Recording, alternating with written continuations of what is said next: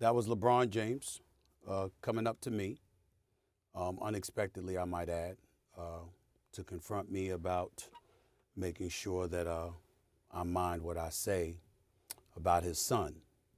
Can't repeat the words because they ain't suited for FCC airwaves. That's what he was doing. Um, I thought long and hard about this over the last few hours because I had no intentions, Molly, of talking about this at all. Yeah. And the reason why is because it was a one-on-one, I wouldn't say a conversation, but it was a one-on-one confrontation. But then I wake up and everybody from ESPN and my agent and everybody else were sending me that this thing had gone viral. And so ultimately it was unavoidable, and that is why I have to discuss it now. That wasn't a basketball player confronting me. That was a parent. That was a father. And I can't sit here and be angry or feel slighted by LeBron James in any way in that regard.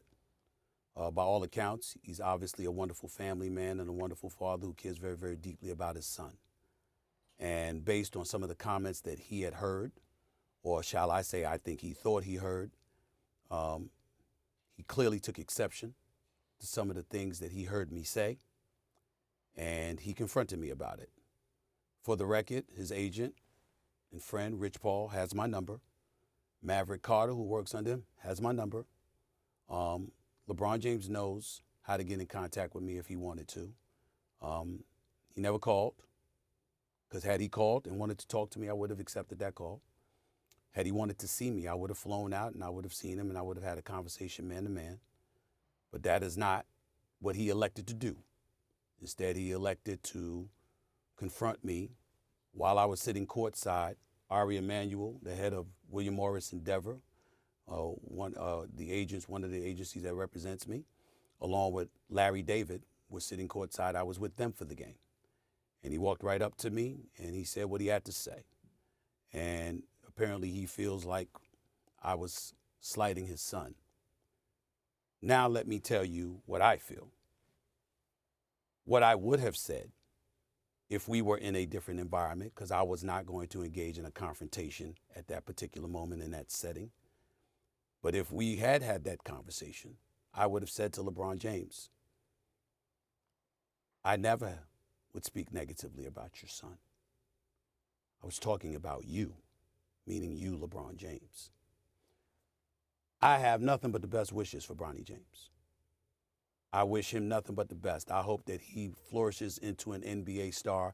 Usually in other sports, we see all-stars, and on occasion, we'll see their children become stars as well. That doesn't really happen with the NBA. I sincerely hope he's the exception. By all accounts, he's a wonderful kid. And I don't know anybody who roots against him, and it certainly isn't me. But in the same breath, at the time that we were talking about him, he was percolating to such a degree that the Bronny James stories had gone viral. And so we had to talk about it. And when I said the things that I said, I wasn't talking about Bronny James because my attitude is he's a rookie. It's going to take some time for him to get himself together. He'll be just fine, especially with J.J. Redick and the staff coaching him. I was talking about the position that he was put in by his dad, because LeBron James has been on the record, and he has said, and I'll read the quote here. There was a quote that he gave in February of 2024. The work and results will ultimately do talking, no matter what the size. If y'all don't know, he doesn't care what mock drafts say. He just works, earned, not given, et cetera, et cetera. But he also had said that his son could play on the Lakers right now, and he was better than half the dudes in the NBA. In the aftermath of all of that, he instructed everybody before the draft that y'all want me, draft Bronny. Wherever Bronny is at, that's where I'll be. I'll do whatever it takes to play with my son for a year. It's not about the money at that point. My point months ago was that because of who you are, one of the top 2 players in the history of basketball, in my estimation, there's an immense amount of pressure that comes with that for his son. And when he talked like that and what have you, anything that goes awry as it pertains to his son, there's going to be a microscopic eye, even more intensified, on Bronny James because of his dad and what his dad had said. And that's when I was talking about, come on, man, this is the situation that you're putting him in. That's where I was coming from. I could be a bit more outspoken about it, but to be quite honest with you, to be in that moment, to have LeBron look at me the way that he did, for me to be a father of two daughters, for me to know what fathers, how much love fathers have for their children, and to hear what he had to say, it was all about his son. It was almost as if he was saying, you know, you and I, because he and I don't necessarily vibe, it's high and by, we keep it moving. Neither of us lose sleep over it, and it's been that way for years. But it was like he was saying, keep that between me and you.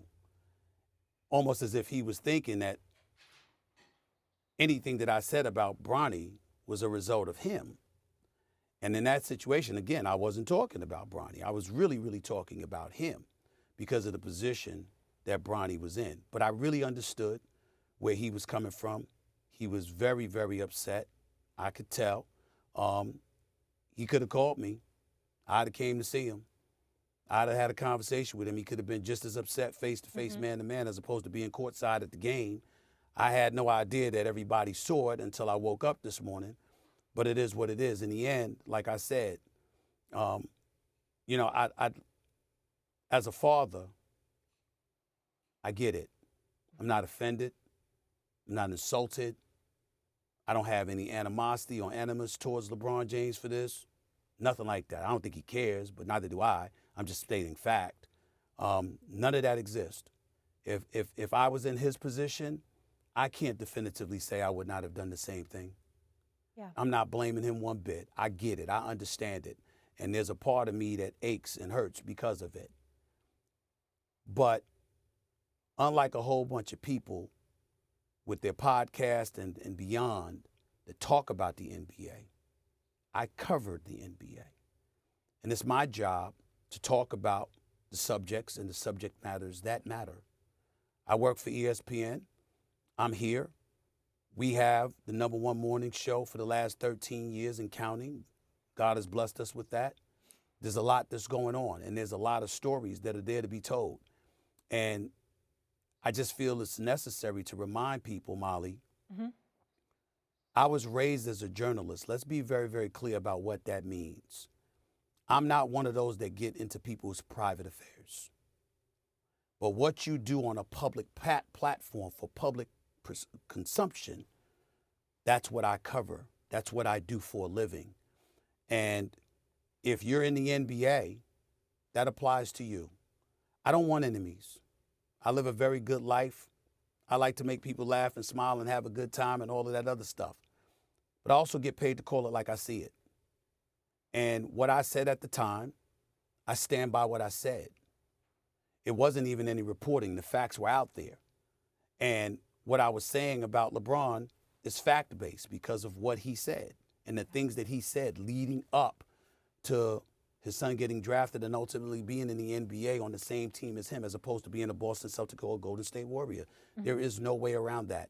And when you are born and raised as a journalist, not born and raised, but when you're raised as a journalist professionally, you don't want enemies, but you ain't paid to make friends. You got to call it like you see it. And that's what I did. So again, in closing, I just want to say, I'm not upset. I don't care. I wish that it wasn't in that kind of atmosphere. I wish it was in a private setting. Yep. I don't blame LeBron James for being upset. I don't blame him for being angry. I don't blame him for wanting to confront me because that wasn't a superstar basketball player that confronted me. He played like one again last night, which just reminds you of his focus and his greatness. Yeah. But that wasn't a basketball player that approached me last night. Let's get that was a into daddy.